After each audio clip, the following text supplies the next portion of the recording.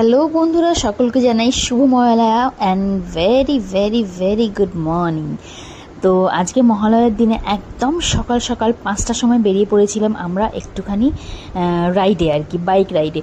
বহু বছর ধরে প্ল্যান করছি যে এবছর যাব ও বছর যাব, এবারে কিন্তু যাবই, এবারে কিন্তু যেতেই হবে।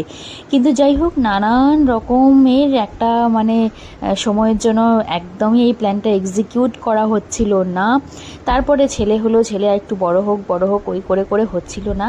দেন ফাইনালি এই বছরটা আমরা প্ল্যান করে একদম ভোর 4টার সময় উঠে ফ্রেশ হয়ে বেরিয়ে পড়েছিলাম একটুখানি ভ্রমণে, আর কি। একদম সকালে ফার্স্টেই উঠে চলে গেলাম আমরা একদম দিল্লি রোড থেকে গেলাম মগরা ব্রিজে ঘুরে এই যে এখান থেকে আমরা উঠছিলাম।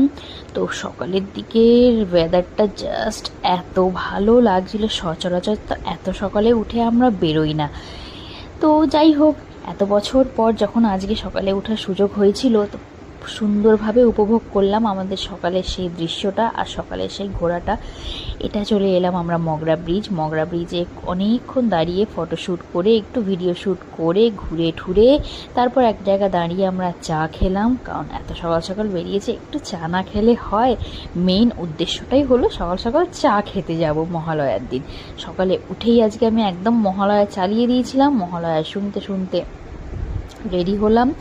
তারপরে তো বেরোনো তোমাদের সাথে শেয়ার করছি।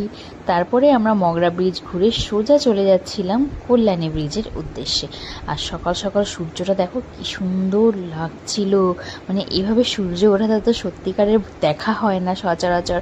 যতই সকালে উঠি, খুব ভোর 4টের সময় তো আর উঠি না, সেই 6টার সময় উঠি আর কি। 6টার সময় উঠে কাজ বাজে সংসারে লেগে পড়ি, আর বাইরে সূর্য দেখতে। আর 6টার সময় এখন রোদ, 6টার সময় আর কি সূর্য উদয় দেখব, ভীষণ কড়া রোদ থাকে 6টার সময়।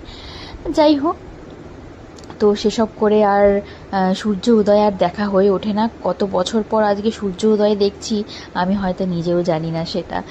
তো খুব ভালো লাগলো, তোমাদের সাথে শেয়ার করলাম। তোমাদের কেমন লাগলো আমাকে অবশ্যই জানিও।